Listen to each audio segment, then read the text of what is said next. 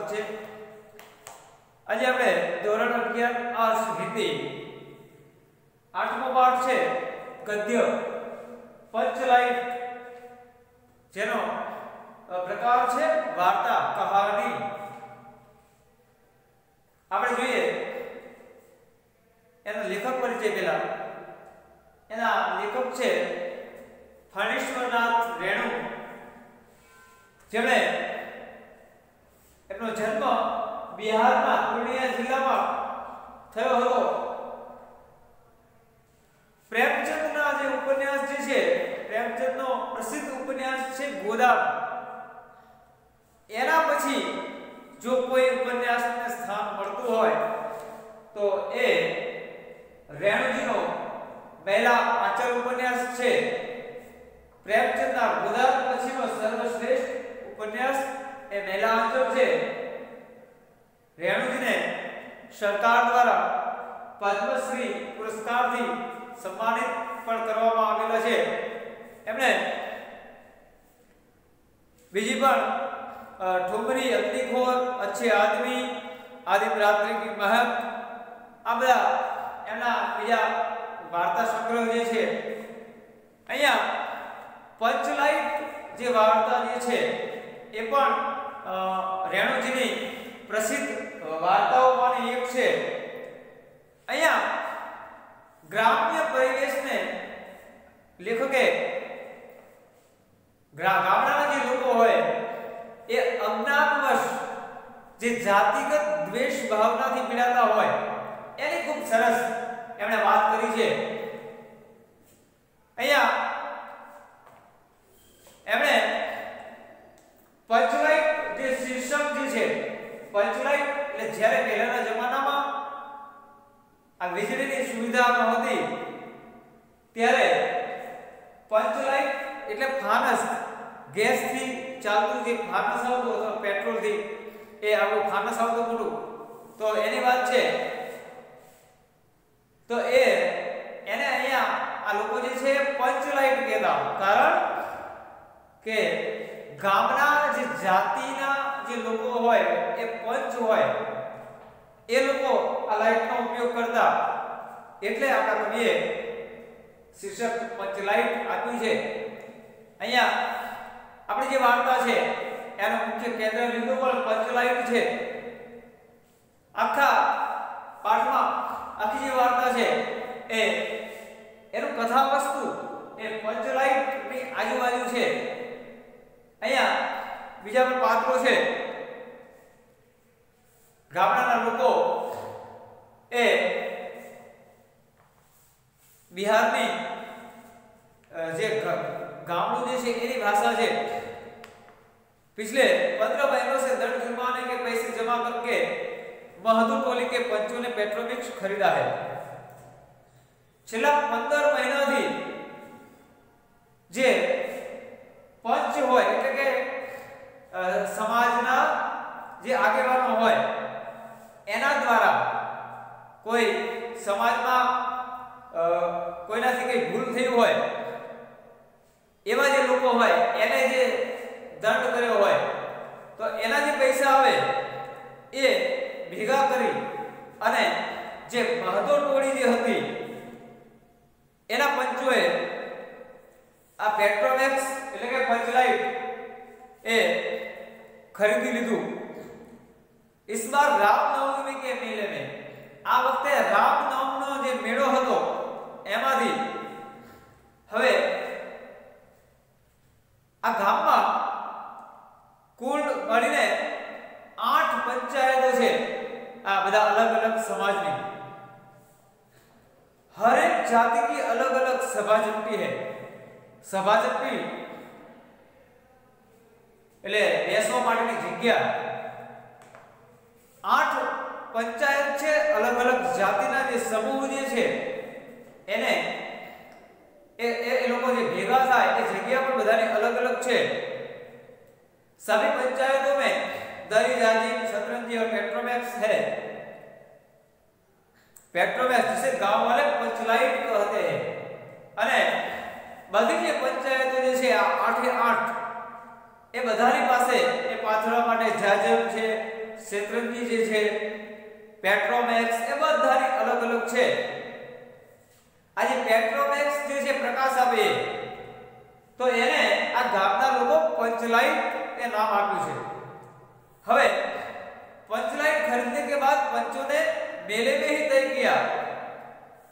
આજે पंचो હતા, જે મહતો ટોળીના જે હતા આગેવાનો, એમણે નક્કી કર્યું આ पंचलाइट ખરીદ્યા પછી ખરીદતા પણ ઉપર 10 રૂપિયા જે વધ્યા હતા એની વાત કરે છે. ऊपर जो 10 रुपए बचे हैं इससे पूजा की सामग्री खरीद ली जाए. અને पंचलाइट એટલે એ વખતમાં અને ગામડામાં એક બહુ નાની બાબત ના કહેવાય, બહુ મોટી બાબત કહેવાય. એટલે એમણે કીધું કે ભાઈ આપણે આવી पंचलाइट આપણા પંચમાં આપણે લાવ્યા છીએ આપણી ટોળીમાં, તો આજે 10 રૂપિયા જે વધ્યા છે એની આપણે પૂજાની સામગ્રી લઈએ. કારણ કે પૂજા કે પાઠ કર્યા વગર એની શરૂઆત ન કરાય. बिना नेम टेम के कल कतलेबाजी चीज का पुण्य नहीं करना चाहिए. पुण्य है शुरुआत. कोई આવી કલ કબજે વાળી એટલે નખરા વાળી, વધારે નખરા વાળી એટલે વધારે મોંઘી આવી કિંમતી જે વસ્તુ જે છે એની શરૂઆત એ કોઈ પૂજા કે પૂજા પાઠ વગર સીધું એની શરૂઆત ન કરી શકાય. अंग्रेज बहादुर के राज में भी पुल बनाने से पहले बलि दी जाती थी. અને ઉદાહરણ આપે કે અંગ્રેજોના રાજમાં પણ પુલ બનાવે તો ત્યાં પણ બલિ ચડાવતા. मेले में सभी दिन दहाड़े ही गांव लौटे. હવે જે આગેવાનો पंचलाइट ખરીદી અને એ હજી રાત થઈ ન હતી પણ દિવસ હતો અને બધા ઘરે પહોંચ્યા. सबसे आगे पंचायत का छड़ीदार पंचलाइट का डिब्बा माथे लेकर और उसके पीछे सरदार, दीवार और पंच वगैरह. બધાથી આગળ પંચાયતનો જે છડીદાર હતો એ पंचलाइटનો જે ડબ્બો હતો એને પોતાના માથા ઉપર ઉપાડેલો છે. એની પાછળ સરદાર છે, દીવાન છે અને બીજા આગેવાનો છે, સભ્યો મહતો ટોળીના. गांव के बाहर ही ब्राह्मण टोले के कुटुंब बीजा ने टोक दिया. જ્યારે ગામમાં પ્રવેશ્યા તો ગામમાં જે બ્રાહ્મણ ટોળી હતી એનો કુટુંબ બીજા જે વ્યક્તિ હતો એને એ ત્યાં બેઠો હતો તો એને ટકોર કરી, આમની ટીકા કરી. કિતને में लालटेन खरीदूंगा महतो. એટલે એને એની મશ્કરી કરી કે કેટલામાં તું આ ફાનસ લઈને આવ્યો? देखते नहीं है पंचलाइट है.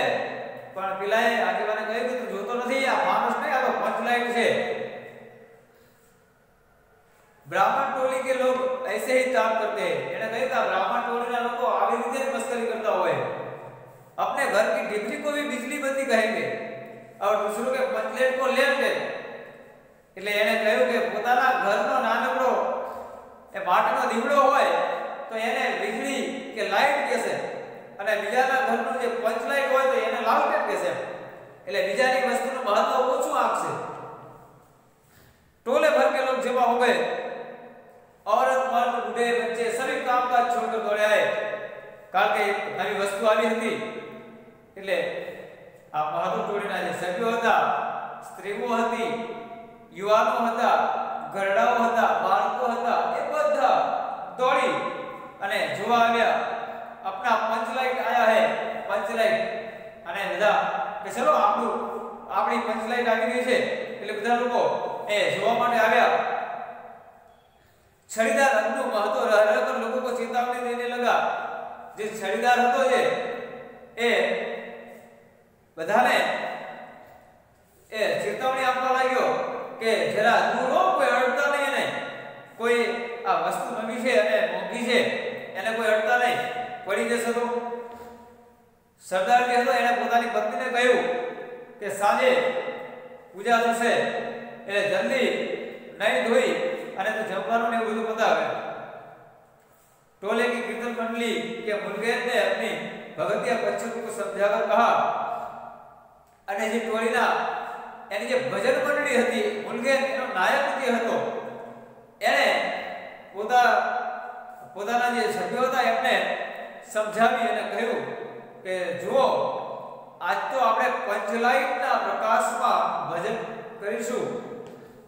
बेताले लोगों के पहले ही कह देता हूँ, आज यदि आखिर धरने में डेविड हुआ तो दूसरे दिन एकाएक बैकाट એને કહ્યું કે ભાઈ જો આજે તો આ પંચલાઇટ નવી આવી છે એટલે એના પ્રકાશમાં ભજન થશે, પણ તમને પહેલા જ કીધું છું કે ભજન કીર્તન પૂરું થાય અને પ્રસાદ જે વહેંચવાનો છે એમાં એ તમે મોડું ના કરતા, એક દોઢ કે બે ન વગાડતા, એનો સમય થાય એટલે તમે પૂરું કરજો।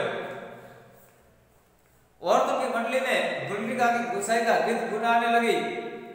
स्त्रीओनी જે મંડળી હતી, આ બહાદુર કોળીની સ્ત્રીઓ જે હતી એમાં એક ગુલેરિકા की નામની જે સ્ત્રી હતી એ ગુસાઈનું ગીત એ ગણગણવા લાગી।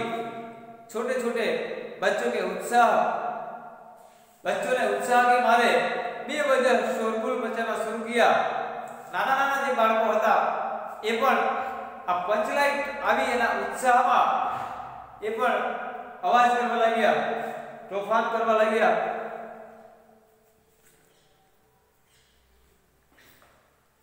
સૂરજ હવે ડૂબવા આવ્યો હતો અને બધા લોકો જે સરદાર હતો એના દરવાજા ઉપર આવી અને જમા થયા કે पंचलाइट એટલે કે पंचलाइट દેખાડો। पंचलाइट के सिवा और कोई गप नहीं, कोई दूसरी बात नहीं। હવે આજે ગામમાં બહાદુર ટોળીમાં पंचलाइट નવું આવ્યું છે એટલે જ્યાં જુઓ તે એની ચર્ચા છે, બીજી કોઈ વાત નથી।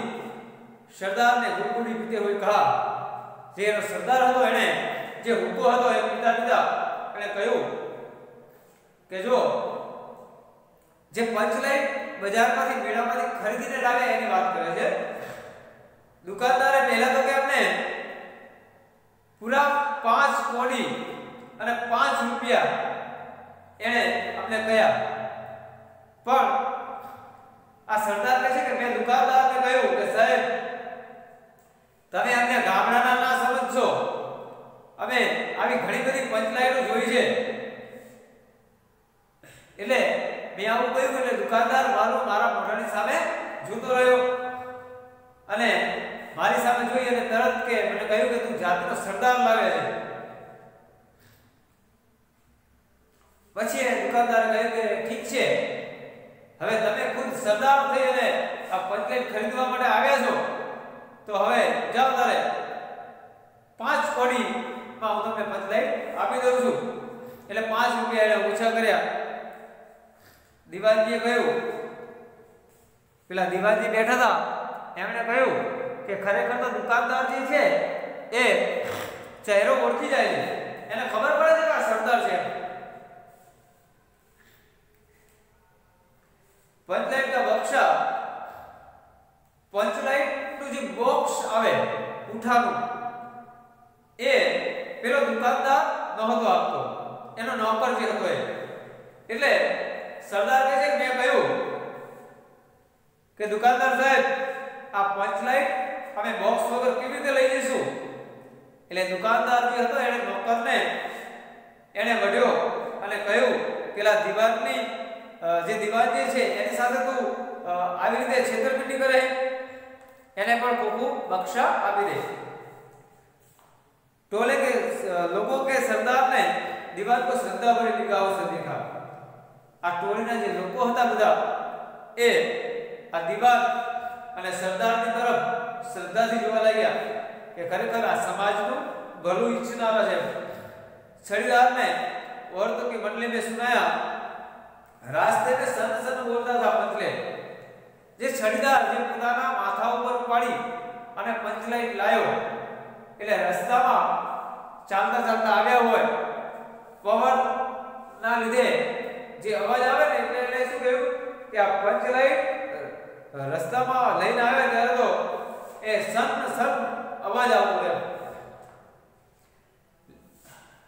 रुदल साहब बनिए की दुकान से 3 बोतल केरोसिन तेल आया અને એને કહ્યું કે ગામમાં એક रुदल साहब નામનો વાણિયોની છે એની દુકાનથી 3 બોટલ કેરોસીન એ લઈ આવ્યા, પણ હવે આ બધા જે સભ્યો હતા એમની સામે પ્રશ્ન હતો કે આ પંચલાઇટને સળગાવે કોણ, કારણ કે કોઈને સળગાવતા આવડતું નથી.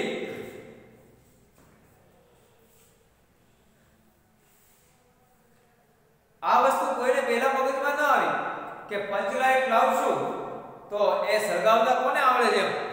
હવે પંચલાઇટ ખરીદ્યા પહેલા કોઈને આવો વિચાર ન આવ્યો અને ખરીદ્યા પછી પણ નહીં, પણ જ્યારે હવે આ પૂજાની સામગ્રી બધી અહીં ચોકમાં આવી ગઈ છે, જે ભજન મંડળના જે લોકો છે એ ઢોલ ને કરતાલ બધું લઈ અને બેઠા છે, વચ્ચે પંચલાઇટ પડી છે.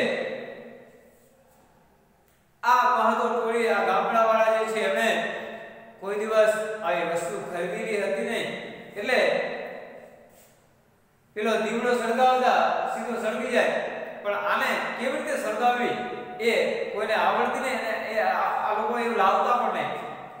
કહેવત છે ન માયરે ગાયનું તો દુહે કોણ, કારણ કે આપણે ગાય તો લઈએ પણ ગાયને દૂધતા તો આવડવું જોઈએ ને, એટલે આપણે વસ્તુ લઈએ પણ એનો ઉપયોગ કરતા પણ આપણને આવડવું જોઈએ. यह बात नहीं कि गांव भर में कोई पंचलेट बालने वाला नहीं, એટલે એવું નથી કે આખા ગામમાં આ પંચલાઇટ સળગાવતા કોઈને નથી આવડતું, એવું ગામ નથી. દરેક પંચાયતમાં પંચલાઇટ છે અને એને સળગાવવાના જાણકાર પણ છે. પણ સવાલ છે કે પહેલીવાર આપણી ટોળીમાં પંચલાઇટ લાવ્યા છીએ અને આવું સરસ મજાનું ધામધૂમ આપણે ભજન કીર્તન ને પૂજા રાખી છે અને પહેલી જ વારમાં એ બીજાની મદદથી આપણું પંચલાઇટ સળગશે એમ, આના કરતા તો આમાં તો આપણી આબરૂ જાય, ઇજ્જત જાય, તો આના કરતા આપણું પંચલાઇટ પડ્યું રહે ને એ વધારે સારું. અને આખી જિંદગી કે એમની મસ્કરી કોણ સહન કરે. વાત વાતમાં આ લોકો જે છે ટોળીવાળા એ આપણને ઉતારી મારશે, એટલે એમના હાથે તો આપણે પેટ્રોમેક્સ આ પંચલાઇટ જે છે એ સળગાવવી નથી. હવે આ પંચાયતની ઇજ્જતનો સવાલ છે. ચારે બાજુ ઉદાસી છવાઈ ગઈ. હવે રાત પડી ગઈ હતી, અંધારું પણ વધી રહ્યું હતું. કોઈએ પોતાના ઘરમાં આજે ઢીબરી એટલે નાનકડો દીવો પણ સળગાવ્યો ન હતો, કારણ કે આજે ઉત્સાહ હતો કે આજે તો આપણે પંચલાઇટના પ્રકાશમાં ભજન કીર્તન કરવાના છીએ, પૂજા પાઠ કરવાના છીએ. सब किए कराए पर पानी पी रहा था. આ બધી મહેનત પર એ પાણી ભરી પડ્યું હતું, કારણ કે કોઈને સળગાવતા આવડતું ન હતું. બધા જે પંચો હતા, આગેવાનો હતા, બધાના ચહેરા ઉતરી ગયેલા હતા અને કોઈકે દબી આવાજમાં, ધીમા આવાજમાં કહ્યું, કલ કબજે વાલી ચીજ કા નખરા બહુત બડા હોતા હૈ. એટલે જે આ મોંઘી વસ્તુ હોય, મહત્વની વસ્તુ હોય તો એના નખરા વધારે હોય, એટલે એ સામાન્ય જે દીવડો છે એને તો ગમે તે સળગાવી લે, પણ આને ગમે તે સળગાવી ન શકે. એક નવજવાન હતો, એ ઉભો થઈ અને આવ્યો, એને કહ્યું કે રાજપૂત ટોળીના જે લોકો છે એ હસી હસી અને પાગલ થઈ રહ્યા છે. કે છે કાન પકડકર પંચલાઇટ 5 बार ઉઠો બેઠો તુરંત જલને लगेगा. એવી મસ્કરી આ બીજી ટોળીના જે લોકો હતા એ આ જે ટોળી છે એની મસ્કરી કરવા લાગ્યા કે પંચલાઇટ સળગાવવાની ખબર પડી કે આ લોકોને સળગાવતા આવડતું નથી, તો કહ્યું કે પોતાના કાન પકડી અને 5 વાર ઉઠક બેઠક કરો તો એના લીધે સળગી જશે. पंचों ने सुनकर मन मन कहा, भगवान ने इसे हंसने का मौका दिया तो हंसेंगे. પેલા પંચોએ કહ્યું કે ભાઈ હવે ભગવાને એમને હસવા માટેની તક આપી, આપણે સળગાવતા નથી આવડતું તો હસવાના જ બીજા લોકો. એક ઘરડો માણસ હતો, એને આવી અને ખબર પડી કે ભાઈ રુદલ સાહેબ જે વાણીઓ જે છે એ બહુ હોશિયાર માણસ છે અને એ કહેતો હતો કે ભાઈ પંચલાઇટ ના જે પંપ મારવાનો આવે ને એ જરા સાવચેતીપૂર્વક પંપ લગાવજો. ગુલેરી કાકી જે છે હમણાં જે ગોસાઈનું ગીત ગુનગુનાવતી હતી એ ગુલરી કાકી ની એક દીકરી છે મુરલી એના પણ વારે વારે એના મનમાં એક વાત આવતી હતી કે કહું પણ એ કહી શકતી ન હતી અને કેવી રીતે બોલે કારણ એ જાણે છે કે ગોધર નામનો એક યુવાન છે એ પંચલાઈટ સળગાવવાનું જાણે છે એને પંચલાઈટ સળગાવતા આવડે છે પણ આ ગોધર જે છે એને આ પંચાયતના સભ્યોએ એને બહિષ્કૃત કર્યો છે સમાજમાંથી કારણ કે આ મુરલીની જે માં જે છે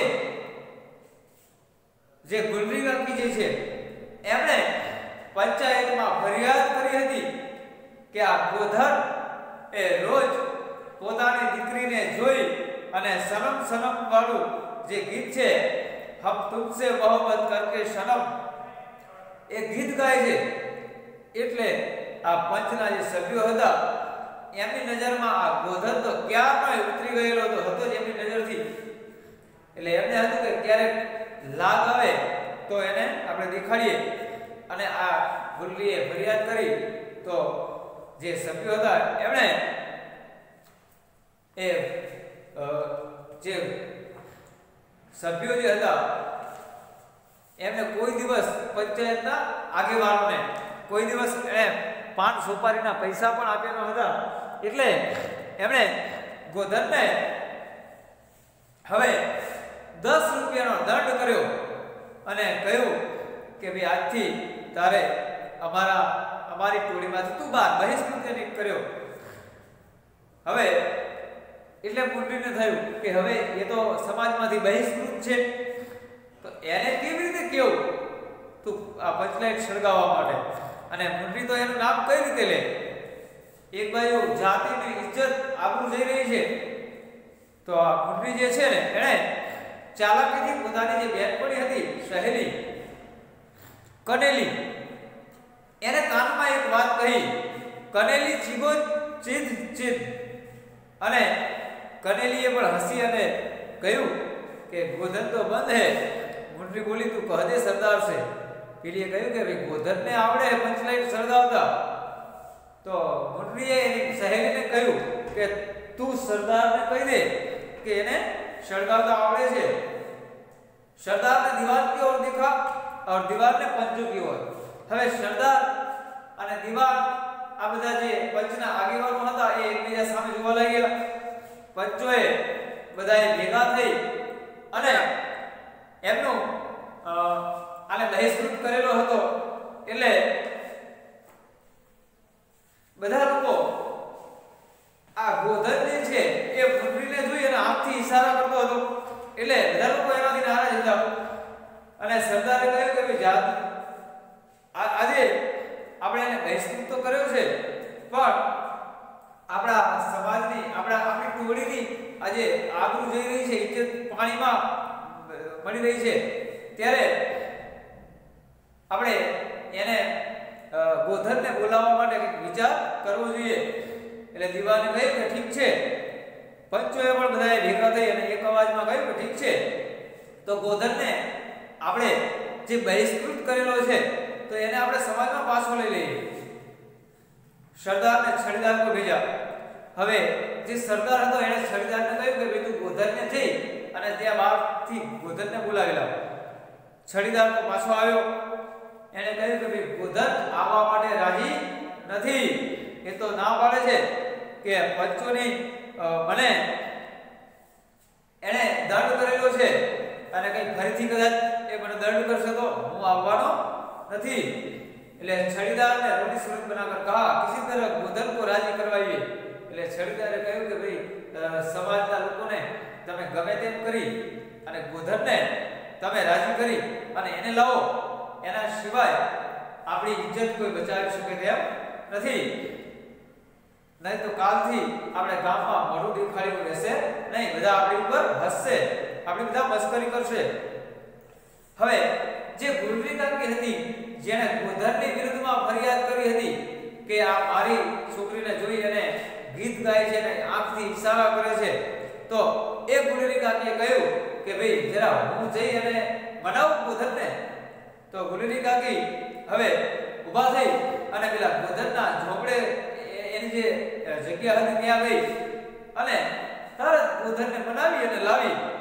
બધાના ચહેરા ઉપર પ્રસન્નતા જોવા મળી.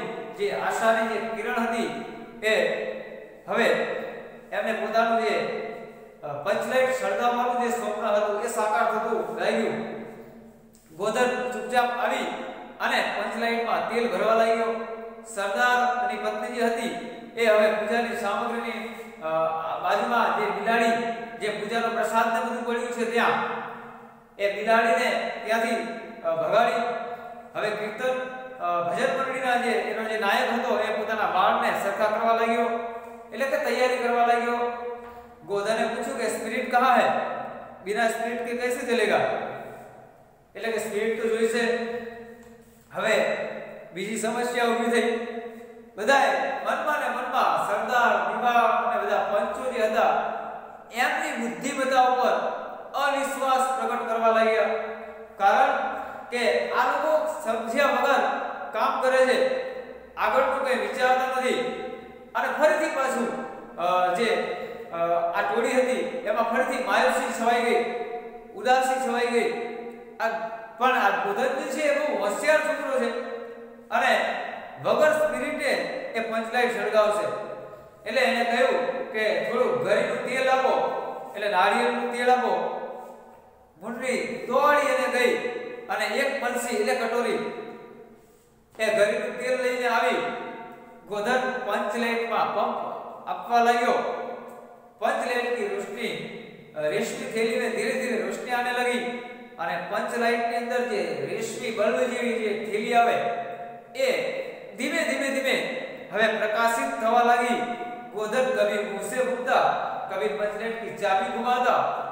थोड़ी ही देर में पंचलाइट से सनसनाहट की आवाज निकलने लगी. रोशनी बढ़ती गई અને થોડી જ વારમાં આ ગોધને એ पंचलाइट ने सળગાવી અને लोगों के दिल का मैल दूर हो गया. અને લોકોની જે કડવાહટ હતી ગોધન પ્રત્યેની જે એ કડવાહટ પણ દૂર થઈ ગઈ. એ પ્રકાશની સાથે સાથે ગોધન બડા કાબિલ લડકા હે. બધા લોકો એ આ ગોધન જે હતો યુવાન એની પ્રશંસા કરવા લાગ્યા. અંત में पंचलाइट की रोशनी से सारी टोली जगमगा उठी અને જે ભજન મંડળીના જે લોકો હતા એ મહાવીર સ્વામીની એનો જયઘોષ કરતા ભજન કીર્તન હવે શરૂ થયા. અને પંચલાઈટના પ્રકાશમાં બધાના હસતા ચહેરાઓ એ સ્પષ્ટ દેખાવા લાગ્યા. આ ગોધને બધાનું હૃદય જીતી લીધું. આ મુંડરી પણ હવે હસરત ભરી નજરોથી એ ગોધનની સામે જોયું અને આંખના ઈશારાથી જાણે આંખોમાં એ ચાર આંખો મળી અને જાણે કે આ મુંડરી ગોધનને આંખના ઈશારાથી જાણે બંને વાતો કરી રહ્યા હોય. આ મુંડરી જાણે એ ગોધનની માફી માંગી રહી હોય, જાણે કે આમાં મારો શું માંગ છે એવું કહી રહી હોય.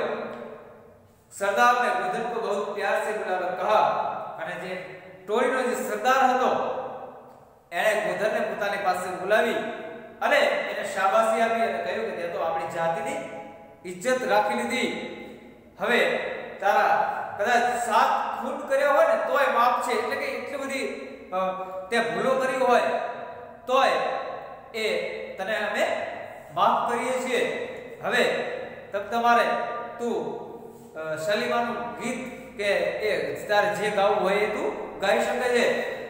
અને ગુલરી કાકી હતા એ પણ ખૂબ આનંદિત થયા અને એમણે પણ કહ્યું કે ગોધન આજે રાત્રિનું જે ભોજન છે એ તું મારે ત્યાં લેજે.